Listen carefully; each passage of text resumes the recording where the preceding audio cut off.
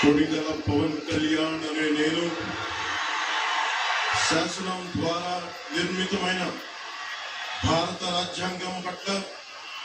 నిజమైన విశ్వాసం విధేయత చూపుతానని,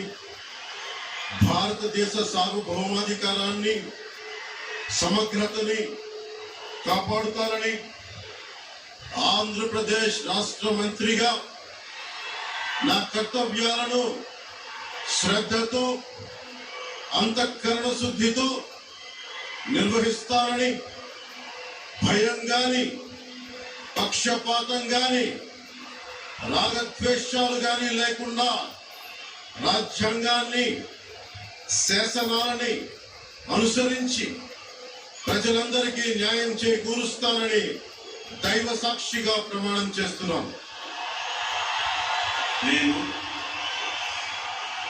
కొడిగల పవన్ కళ్యాణ్ అనే నేను